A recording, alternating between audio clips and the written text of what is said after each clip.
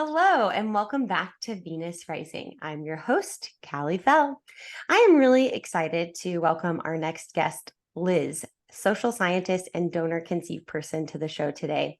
She earned her Ph.D. in social personality psychology from the University of Illinois at Urbana-Champaign in 2021. And since then, she's been assistant professor of psychology and sociology at California Northstate University. In addition to her research on attachment in donor conception, Liz recently founded a startup called Conception Connection, which seeks to empower donor conceived or DC people by helping them with identity related challenges and relationship building. So without further ado, we'll welcome Liz to the show. Thank you for having me, Callie. I appreciate it. Of course. We this season are having a lot of folks who are donor conceived on the show. Seems to be kind of our theme this season. And so you are among many who are going to be speaking with us, but very unique in that your studies really, it seems like anyway, your personal experience impacted your studies and your career and now your startup. But before we get to that, first off, what is a social scientist? Yeah, so a lot of people aren't really familiar with the term like social scientist, right? So it's basically just somebody who studies like social interactions and close relationships. So I kind of describe it as being like really good at people watching. It was fun. I think that that's what like drove me to like studying, social psychology and really understanding like people at a deep level, right? It was like I was always that type of person that just really was like deeply trying to understand like human behavior, right? What are our thought patterns, our emotions, and our behavior? So yeah, that's what drove me to study social psychology. Okay. And I want to talk about your research and your profession, but let's maybe start with, because it does seem like they're intertwined a little bit. Let's start with your personal story as it relates to donor conception. Yeah, so I have a bit of a different story. A lot of people that are donor conceived in this space, they actually, were never told, right? They find out through a surprise, through 23andMe, something Right. like that. But I was actually very different. So my parents told me at a very young age. So I remember I was probably like 5 years old, like very young at the time. And my mom told me, I'm your biological parent, but your dad, he's not genetically related to you. And I just remember being like so fascinated, very confused, but like really Yeah. trying to make sense of everything. Like, okay, so we're not genetically related, but he's my dad. So Mhm. yeah, there were lots of questions, I think, in the early stages, like really trying to put the pieces of the puzzle together to like make sense of like who I am and like where I come from. So Yeah. yeah. Well, and five is really young. I mean, I have a daughter who's almost is a year and a half, and she still is piecing it together. Like she'll point to her dad and be like, "Dada, mama," So, Yeah. I can't imagine at 5 even understanding, okay, so what's genetics have to do with it? Like, what does even that mean? Or, and I'm sure your mom did an excellent job of kind of sharing that with you. And then did she and your mom and dad, did they kind of continue to reiterate that, or how was that I mean, it told wasn't to really you throughout your discussed. year? Yeah, it wasn't really discussed at like, at length, it was kind of just conversations here and there, throughout the years. But I still remember like it was yesterday when I was in second grade, we had this like activity where I had to come home and do like a family tree. And I just remember asking so many questions. My poor mom probably had to answer so many questions that it might have been uncomfortable, to really talk about. And I said, okay, well, who do I use in this family tree? Do I use dad, or my biological parent, like the donor? And she was really good about trying to like answer those questions. But I don't think that I actually rested after doing that assignment. I think that I was like really perplexed. And I was like, okay, well, it opens up the can of worms. Like I really wanted to understand, like, well, who is this person? And like, why am I the way that I am? So I think it opened up a lot of questions, like after Yeah. doing that assignment. Yeah, and in second grade. So, can you tell us a little bit more then about how it's impacted like the rest of your life? Like, have you do you feel like your relationship with your dad is different? Have you found, or do you know your biological donor? And then, how has that I've spoken to many who have the same kind of bewilderment that kids who are adopted have. Do you feel like you experienced that? Do you think that your mom telling you at such a young age helped? Kind of talk us through how this impacted you. Yeah, I definitely think that it helped, right? Having that disclosure and having that transparency, I really feel like that's important. And even the research like highlights, right, the importance of like telling kids like from an early stage, you know? So I'm very thankful that my parents did that. So that way I would know, okay, well, I do have a donor. But at the same time, I feel like it just, left me like with all these all these question marks of like, well, who is this person? And like, who am I, right, in relation to my family? I'm very different from my parents. Like, we're very different personalities. So I think growing up, I really struggled with that. Well, why am I so fundamentally different from the people that are raising me? And I think that that's why I was like so curious from an early age, who is this donor? Who is this person? And luckily, I figured out who it was. So I think it was like in 2019, I discovered the identity of the donor. Unfortunately, he doesn't want to have a relationship, but I totally respect that. I understand that people essentially, have these, they have families of their own, and it's difficult, right, to incorporate, somebody that you're biologically related to, like into that family dynamic. Mhm.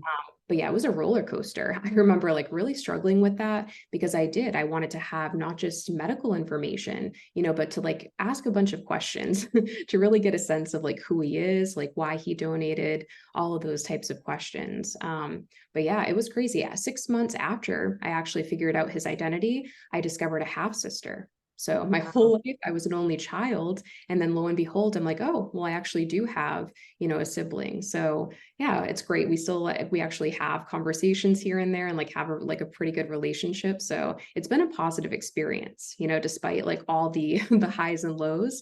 I feel like I'm lucky to, have like this life and to have like these relationships in my life. Yeah. Yeah. And so were you able to, did the donor disclose the medical information that you were seeking to find so that you could, you know, Yeah. understand your medical risks and health history? Unfortunately, I didn't receive that information. And the good thing, though, is that I did 23andMe and I found out that I actually do have a genetic variant. So another complicated factor is that like I carry the BRCA1, gene. So I didn't know that. But luckily, I did 23andMe and my half sister did. So we're able to determine, right, that we carry this like high risk. And then with that, we can do like, 6-month screenings, all of that. But it's a Sure. huge issue in this, Yeah. field, right? Is that people aren't getting the health information that they actually need, right? To be proactive and to have like be in good health. So I could go off on a whole tangent about that, but it's No, very, please do. Actually, I would love for you to, if you want to take a moment and talk more about that, because I don't think people realize that that's a big part of this.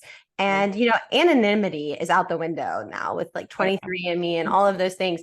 But really, we still kind of sell it as that, like you're anonymous, and the damage that that can do to people to not know who um what their biological origins are. So yes, go ahead, go off on a tangent. I would appreciate that.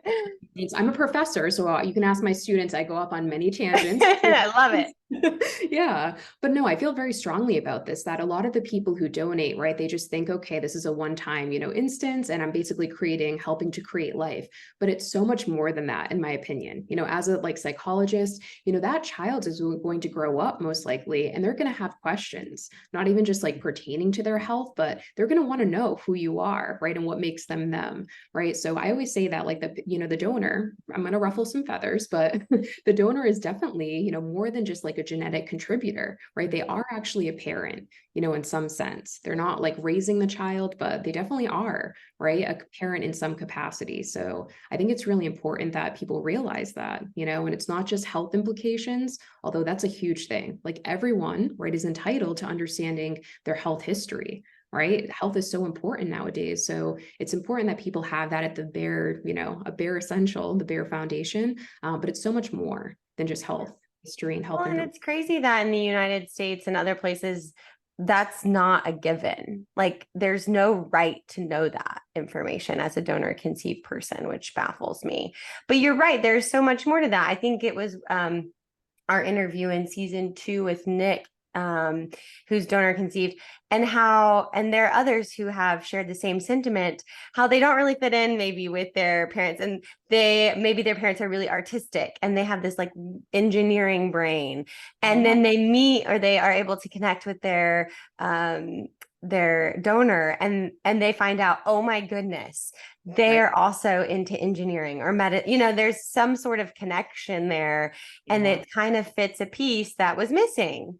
And so that's just, it's more than that. Yeah. Yeah, I can relate to that because when I met my half sister, it was kind of like an awkward first date a little bit at first. I always describe it that way, but it was like I could see my quirks, right? Like in her and like vice versa. So it was really interesting to see that even though we lived in two different places, right? We had these two different life experiences. We actually are both like researchers, right? We're both scientists. Wow. That to me is really interesting that we have that because my parents, don't have that, in terms of career or mindset. So really different and really interesting that we have that commonality. So Yeah, that's really, it kind of, it sounds like a science experiment a little bit though, like, and that breaks my heart um, to know that kids are kind of signed up for this without knowing and without, how can you get a permission? But you know what I'm saying? Like,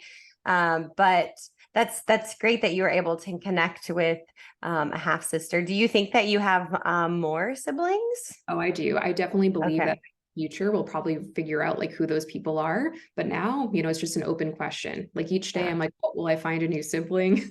You never know. Yeah. So. And are you using an online tool to kind of connect you like most do with like 23andMe or? I'm like registered with all of those. All of them. I'm like just waiting every day. Okay, is there a new half sibling? So yeah.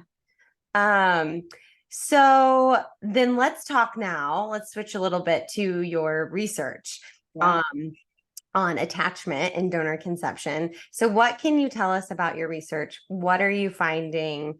Is it published? Where can people find it? Let's dive in.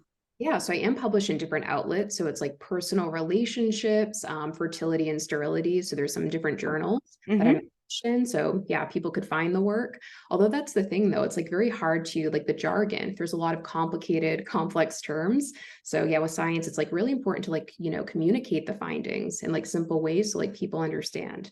But yeah, so basically I study donor conception and attachment. So it's how people approach their close relationships, like with their parents, and how does that actually predict, right, people's behavior in the context of donor conception. So one thing that I've studied in the past is curiosity. So are people, based on their attachment style, are they more likely to be curious about who the donor is, right? And curious about their biological underpinnings. And then also, are they more likely to search for the donor and also establish contact with that person? And this was just a one, shot study, like a cross-sectional at one time point. So we don't know, right? This isn't something that was reproduced, but in that initial study, I found out that people who are anxious with respect to their attachment, so these are people who tend to be like preoccupied about their relationships. They kind of cling on sometimes to the people who are like near and dear to them, but they tend to be more curious about their donor conception. But at the same time, they actually were not more likely to search for their donor or like actually reach out and establish contact. So we don't know why that's the case, but it seems to be that it could be the fact that, they're very, trying to understand like who that person is, but they don't reach out because they're maybe afraid, right? There could be some fear operating where they're like, oh, I would love to know, like, aspects about myself in relation to this person, but what happens if they reject me, right? I think that's a hard thing for a lot of people who are in the space, right? They do know more about themselves, but they're also like, they hold themselves back in fear of the outcome. Yeah. And what else are you finding? Is there a group that is more likely to seek out that so relationship? We haven't found that yet, but I would imagine my hypothesis has always been that people who are more like securely attached, right? So they basically have like very strong like relationships. They kind of have like, think of it as like a security net, right? Like a safe haven where they can actually go out and seek those relationships. The parents, right, who raise them are going to be supportive of that endeavor. And, just they're going to know that they have somebody to kind of like fall back on and Sure. rely on for support. Right. Like their mom and dad, they're not going anywhere. The people who raised them are Yeah. there. They're going to help them through this. Sure, sure. So have you, so this was like a one-time study, but I'm sure in your research, you were studying, research that's already been done in this field. And did you find anything when you were doing that research that really shocked you or that you feel like the general public needs to know more about? Because you're right. General public, they're not getting on Google Scholar. They're not getting a FERT insert. That's what I call fertility insert. They're not getting that magazine delivered whenever So Yeah. what kind of studies would you want the population to know about regarding people who are donor conceived or relation? Well, it's very limited, right? There's the paywall, all of these different like obstacles for people actually getting that information. So it's a whole nother Right. story. But yeah, there's a lot of good research out, in this field. The only issue that is no one really looks at it longitudinally. There are like over time, there are studies that are being done now where it's looking at the effects of this like over the long term. So I'm really glad that we have researchers in this like field who are doing that work. But a lot of it too is like limited by like small sample sizes. So, you really can't do a study with like 40 people and then make these like generalizations saying, oh yeah, this is how it operates, right? You need to have like a representative sample of like enough people, right, to then make those claims. So yeah, although it's really great that there's, more research being done in this field, it is sometimes limited, right, by funding, all of these different culprits, right? But funding, time, things like that. How many donor conceived people do you know are in like the United States? So Do we we don't have a figure on that? No, so I actually worked with a team, one of my collaborators to do this research to kind of see like based on, this panel data, do we know how many people exist? And we actually don't, right? There's like rough figures, but even those, there's like very wide confidence intervals. So I wouldn't actually want to put a set number to it Right. because we don't Yeah. know. So We just did a big surrogacy research study, and it's interesting. Whenever we go talk about third party reproduction, people want to know numbers. That's like something they're really passionate about. And it's like, I have absolutely no numbers to give you because we don't track this very well, we don't. which is insane because of the medical records that we keep of people. But yet we don't find it important to track people who've been surrogate mothers, donor conceived, people egg donation. We were talking in your case, sperm donation, which is pretty minimal risk to the gentleman who's donating a sample. But on the opposite spectrum is an egg donor, which can be incredibly risky and can have a lot of health risks for the donor. And so we're not tracking those women to see cancer risks later in life, that sort of thing. And something I'm finding too that research is starting, and I would like your comment on this. Research is starting to kind of look also at the health a little bit of donor conceived people. Just the whole, does the process of being donor conceived have any implications for your health grow as you age? Do you have any comments on that?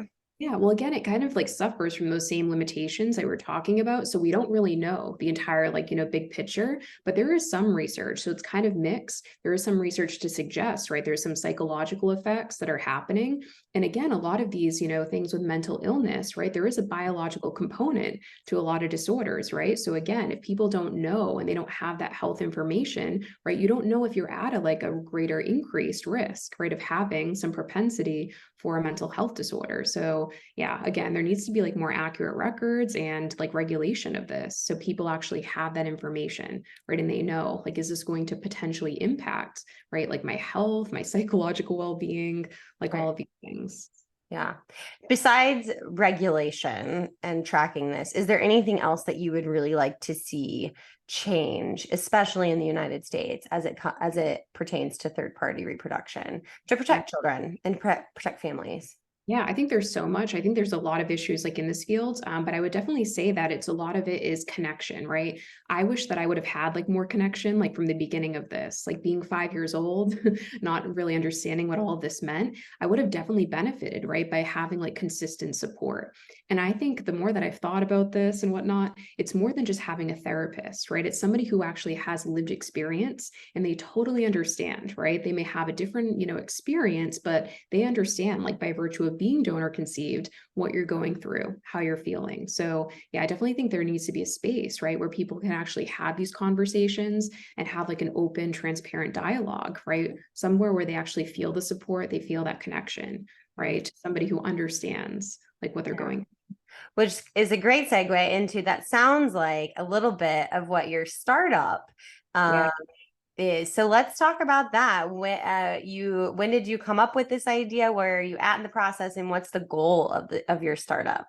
Yeah, so it's kind of still like in the process, right? I'm in the process of trying to like get clients to like help serve. So it's very challenging sometimes, right? Also working full time, so Yeah. devoting time to it. But yeah, essentially Conception Connection, it's my little baby, but essentially I'm trying to help people right in this space. So really helping them like make sense, right, of identity related challenges. So anytime that they just, inadvertently, right, discover that they're donor conceived, right? Like my team, right, of experts and myself would help them, right, like work through these challenges, right, through like one-on-one consultations. We would be providing like resources and like a one-stop shop where they have like access to all of these different like awesome resources, right, available to them. And also too, I've developed like a program. So it's like a 4-week program where people can actually get the support, right? If they don't want to do one-on-one consultation, they could kind of be in like a team setting, kind of Okay. think therapy, where they, they're going to be surrounded by people who understand, right, what they're going through. And together, right, there's going to be like some resources and some, like kind of like a workshop where people can work through these challenges, right, like in a team setting. So Is it geared more towards adults, or is it open to any age?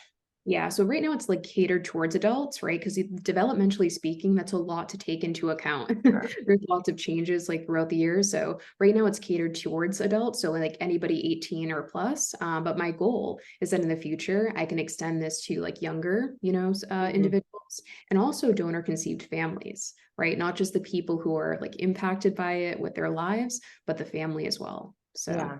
yeah. So it it sounds like too, this is like a great program for someone who's an adult and finds out later in life that they've been donor conceived.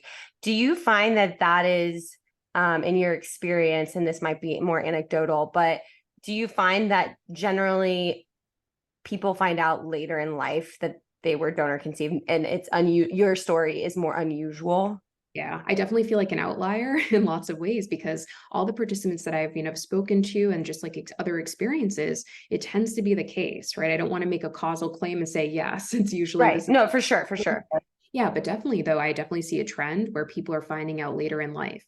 So a lot of that boils down to the parents being afraid, right? To like mention, hey, we actually, used a donor, right? To like have you. And I think that people think it's going to disrupt the family, right? They want to keep it under the carpet or keep it under the rug in fear, right? That it's going to create like some chaos in the family. But really, when you think about it, that's only damaging things, right? If you want to have a secure relationship with your kids, it's really important to disclose and say that, right? Because in the future, they might be curious, they might find out, and then what will happen, right, to the family dynamic. So I think it does a lot of damage by not actually telling and being like straightforward from the beginning.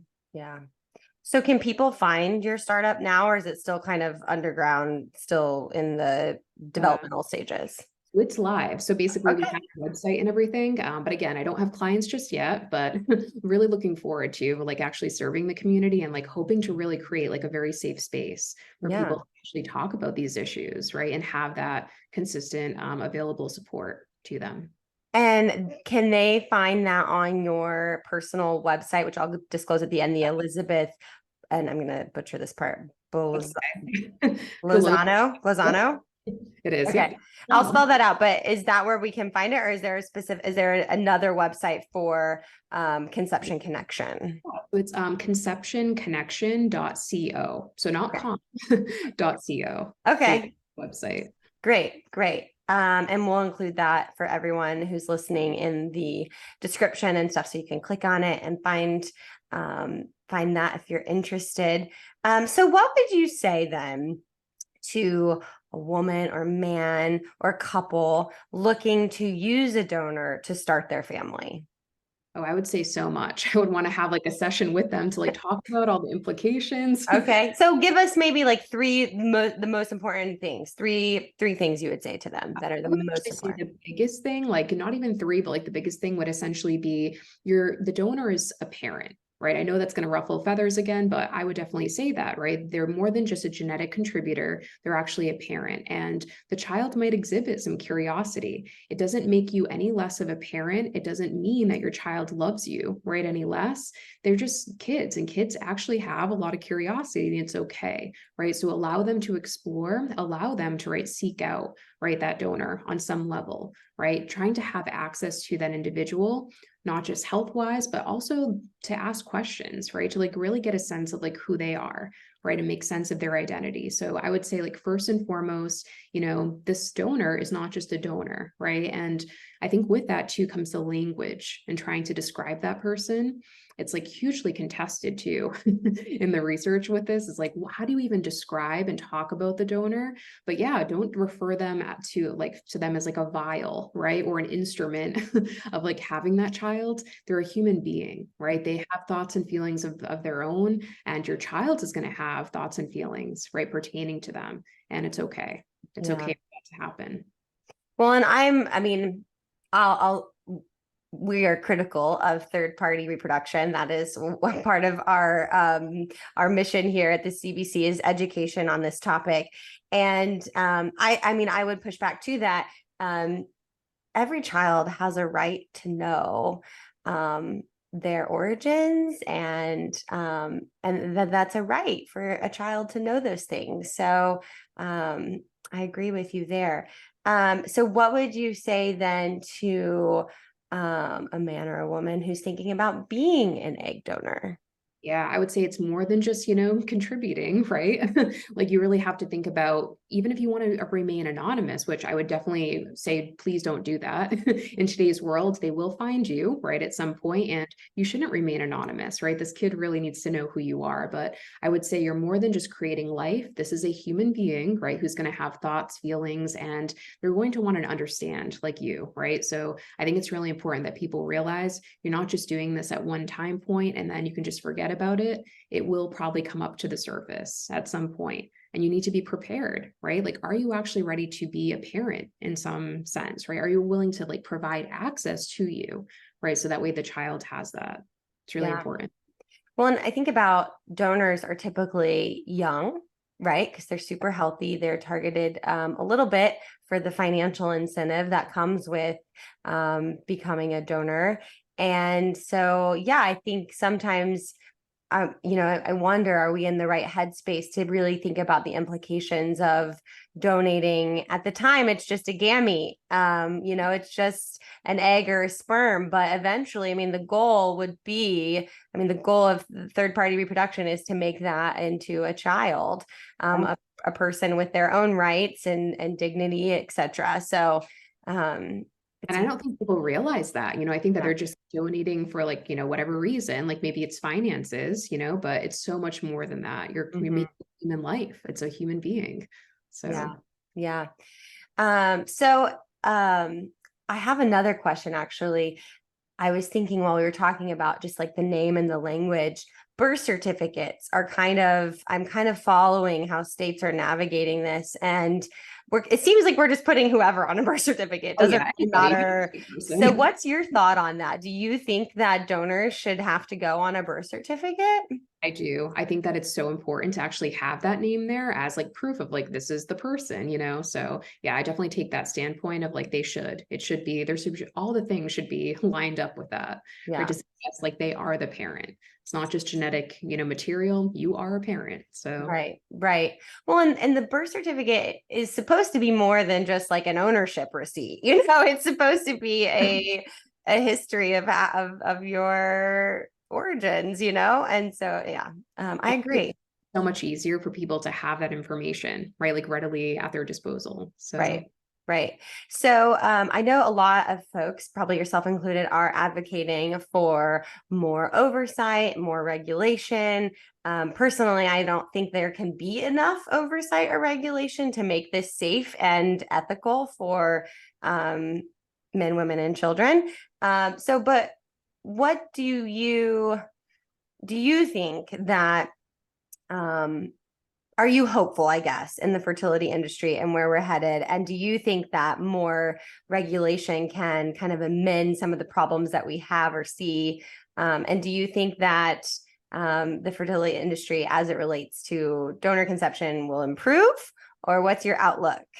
Yeah, I'm always hopeful. I live in an idealistic world where like things can be better, but I also I see the limitations, right? In like my everyday, my own accounts and personal experiences and that of my participants, right? When I speak to them. So yeah, I feel like, being idealistic, it's kind of like on, it's been limited throughout the years. So I don't really believe, right, that over time things will improve. I want to believe that with more accurate record keeping, having like better records, the birth certificates, for instance, that things will improve, they will get better.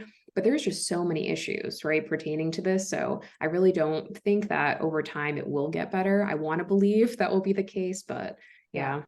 yeah. What do you think is the biggest issue? I think it's really transparency. So I can give an example. So I remember when I was like initially trying to understand like, more about myself, I called up the fertility clinic in Boston, like that my parents had used, and they told me so many different things. First, I heard that there was a fire. First I heard, and then the second time I had called, like there was like supposedly a flood, right? So they didn't have the records. So every single time, and this is other people have encountered this as well, there's always a new story. So at the very least, like not even having records, right? Like you're a donor conceived person, you're trying to understand and you call and you can't even get the records of like your birth, right? And like your mom having artificial insemination. So to me, that's just so wild and crazy to think about that there's no record that my mom even went to this fertility clinic and had this. Wow. And lied to. I mean, let's be honest. Like they just blatantly lied to you Yeah. because in no way was there a flood and a fire or Exactly. Just either all the things were maybe. happening. Yeah. So I obviously like cast a lot of doubt on that. And then I think they just didn't want to talk to me anymore, which, I had a lot of questions. So understandably so, they didn't have answers for me or the Right. correct answers. So It seems like the fertility industry really is interested in profits and mhm. not so interested in helping families, especially after once there's a baby and there's, you know, Yeah. they grow up and they want to know what's going on. Yeah. Um, It's not focused on the people, the very people that it's actually affecting. And like one example of that too, that I think about it now is the journals. So, peer reviewed, journals that I actually publish in, I've realized like through doing this work, there actually isn't one that's devoted to the psychological effects of people who are donor conceived. It's all based on, other factors, right? Like, yeah, reproductive medicine, right? The challenges that people go through to have, a child, but none of it's actually devoted, right, to what happens when that person becomes a human being, right, with thoughts, feelings, and emotions. So one of the long-term objectives that I have is to actually create a journal like in that space, like with my clients. oh, So I that's, like that. yeah. I think that it's needed. What research would you like to do next? Or are you working on your next research project? Yeah, I'm currently working with a group of undergrads, like at my university, and we're looking at feelings of betrayal of donor conceived people. So we're looking to see how their feelings of attachment, right, might predict how they experience, right, feelings of betrayal, things like that, and how their relationships might be impacted from this discovery. So yeah, I'm working on that. I also have work on lie detection. So trying to see like who's a better lie detector in this space. And I've actually found that replicated my dissertation finding, which is pretty cool. So it seems to be that people who are anxious. So again, these are people who tend to be preoccupied with relationships. They seem to be more biased to detect lies. So in the donor conceived, reality, right? It might be the case that these are the kids that are really trying to do 23andMe, right? An ancestry. They're like, I feel like my parents might be lying to me. So Ah, they may be more attuned, right, to those things, like maybe nonverbals, and then trying to seek out, right, to get that answer. So wow. That's all really fascinating. And like, to be honest, I've been thinking more big picture. I mean, you really are getting into the nitty gritty of like who's more likely to do this and that is fascinating. If money was like no issue and you had all the funding in the world and participants, because I'm sure that's also really hard to find, Oh, yeah. what is like the one thing that you would want to know an answer to or a study or a finding? Ooh, that's a hard question because I feel like I would want to know. I think the biggest thing is like cross-culturally what's happening, right? So not just in the US, right? But like other countries like Australia, right? The UK, there's so many different regulations, right? Depending on where you live. So I would want to see like what are the psychological effects dependent on where you live. I think that that's really important. And also seeing like the context of the family dynamic, right? Are certain kids, right, more secure with their parents and like maybe another country? Because then that would allow us to see like, okay, what do we need to do, right? In terms of like setting these kids up for success. How do we actually help these, kids actually live really good lives? So Right. that would be the work that I would probably do. That's really interesting. Is there a place that you think is doing this well? I feel like no place is ever like perfect, but I would say like certain countries, yeah, the UK is like doing okay. And also Australia, there's like a lot of initiatives now and everything. So I would say, yeah, some places are doing way better. Well, I find it interesting. Australia is kind of, and maybe things have changed recently, but I think it depends on like where you are in Australia. Because I actually had a woman on who really was really excited to have her on because she was a mother who chose donor conception for her daughter. And you don't hear a lot of those stories because I think it's hard to be honest and to talk about because there's insecurities around it. But she found out, gosh, now I'm not going to be able to remember, but her daughter had well over 50 siblings. I want to say in the hundreds. And this is in Australia, which is supposed to be doing this much better. Yeah. And she was just really appalled and is really speaking against it now because she couldn't imagine having over 100, siblings. And so I And think, psychologically, what does that do to people, right? To have right, that many siblings, that's a whole right. nother. And her daughter was still at the time still young, so there was still a lot that her mom was working through with her, and she was very honest and trans, kind of in your case, and her daughter was still really young, so there's still a lot to discover. But yeah, so it's like sometimes I hear that, I think that we think other places are doing really well, but like for example, surrogacy in places that are like altruistic only, you find out that you can get paid under the table quite handsomely. So it's really not as altruistic as the media presents or that, the government presents it. It's actually There's not always at all. there's always an incentive, right? So it's like, are Right. people actually doing this out of the kindness of their hearts, or are they doing it for some other reason? So Right. Speaking of incentive, do you think there should be incentive for sperm and egg donors, or what's your stance there? I mean, I think that it really should be abolished. I take a very Okay. a very strong stance on that. Like, I think that it's really challenging. And unless we actually had the appropriate supports in place, I don't think it's fair to people. Like, to even, I knew my whole life and I feel like I suffered trying to like really make sense of it. So I just think that it's not the best So you thing. think egg and sperm donation absolutely should be just be done with? I do. Yeah. Yeah. But it's Yeah. hard. You want to work yourself out of a job. Which I don't want to. I just want people to like live good lives. That's Right. the thing. And I just know that so many people have struggled with this, whether or not they actually like come forward and they say that they do. They really do struggle on a deep level. So yeah. And it's hard because I am not donor conceived, but again, I've talked to a few folks, and it's like on one hand, you don't want to say that you wish you didn't exist or that you wish, you kind of are in this like catch 22 in that you don't support the industry, you don't support it, but at the same time you're not saying, oh gosh, I wish I wasn't here, I wish, and certainly I wouldn't say that to anyone. I also, at the Center for Bioethics and Culture, we are also a prohibitive stance on it. We think it should also be prohibited, but that certainly doesn't mean that we don't think those people should exist and that we don't think that they have dignity and worth and etc. So it's a little bit. Because I'm so grateful to have had the experience that I've had. And it's actually like, manifested in terms of like what I do for a career and trying to help people. So there is a purpose to all of it. But yeah, it's very challenging, I think, for a lot of people. And there's not enough, resources devoted, right, to helping people who are struggling. So Mhm. So you would like to see it abolished.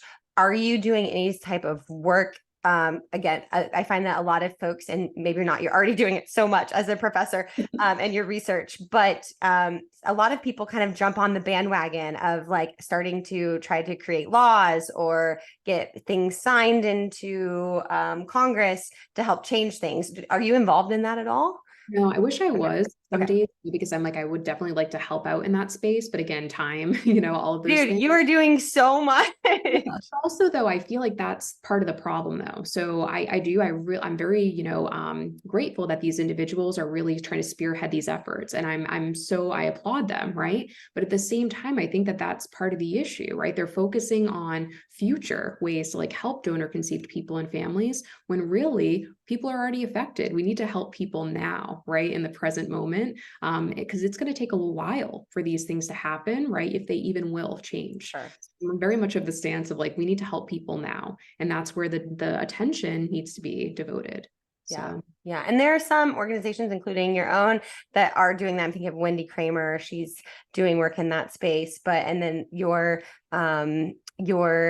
Conception Connection, which is wonderful because I think you're helping fill a need. Alicia, another gal I had on Venus Rising for this season, is doing work in that in like the triage space. She's helping people kind of in that moment when they find out and their like head hits the floor. What did I just discover? So I think that that's great that there are people like you who are helping out. But yeah, I'm thinking of I think it was Colorado where they enacted now that there's no anonymity, but that doesn't go into effect until like 2025 or something. it's a while, yes. And it takes so long for these things to happen, Part of me Right. was, oh, I should go back to school and get a JD and then I can advocate for the rights. But I was like, yeah, enough grad school at this point. But I think your research is going to be really important too, because you're finding things that we need to know about. And, I know it takes so much time from bench to clinical or bench to practice. It's, lab bench is what I'm kind of referring to. But from your studies to where it's actually being applied. But the research does need to be done because people don't understand. We're kind of taking fertility clinics at their word and saying like, oh, this is, to have a family, this is what you need. And you got to sign up for this and it's okay. It'll all be all right. And nobody's really looking to see, is it going to be all right? Are the kids all right? Are they? And the kids are not consenting. I think that's a major thing that people don't realize. Like the child is not consenting to live this life, Right. So you really have to think about it before you actually act and make Right. that decision. Right. Exactly. Gosh, I could talk forever about this. No, it's pretty interesting. I've loved this. Yeah. Do you have, because we are close to time, I want to be respectful. I know you're so busy and I'm so excited for your research. Do you have anything else that we haven't talked about that you like burning in your head that you really want to say or bring up before we end our conversation? I'm trying to think. I think we've mentioned a lot of the different things, that I wanted to I was excited to talk about. But yeah, I think it just goes back to the donor is a parent. I feel like I cannot reiterate that enough. I really want people to understand, right? The immense, decision that they're making, right? That this is a huge critical decision and that donor needs to have like some kind of contact with the child, right? I would even go as far as saying they should have a fully fledged relationship, with the donor. But I know some people don't take that, that they don't have that opinion. But I'm of the mindset that yes, that person should actually have contact and regular contact at that with the child. Yeah. When you were saying that, the sperminator and all of these men, because it's typically men who are just like running around the world trying to create all these offspring through donation or insemination, like was going through my head, and it just completely disgusts me because I just think about the kids in this case, and to know like your biological father is just trying to create as many Children, yeah, as possible. seed, yeah. And evolutionary, it makes a lot of sense, with psychology, but at the same time, right? Like you're not realizing the implications of this also in small locations where people are dating perhaps one another, related. So Right. Well, and I just think too, like, yes, evolutionary, I must procreate. But I don't know, part of me, I mean, I've called it out before in my writings. I just feel like there's a little bit of some sort of like mental health condition there. Most people don't think that way. And I'm not saying that just because most people do, that's the right thing or whatever. But it does seem like there needs to be some sort of evaluation there. Maybe higher rates of narcissism or right. Great. So it could be that. I mean, it's possible. Right, right.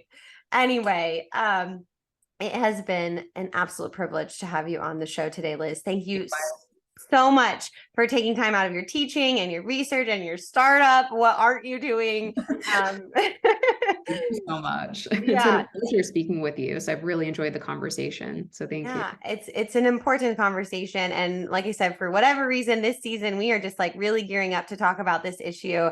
And so I hope our listeners are enjoying it. And I just want to thank every listener and subscriber for tuning in.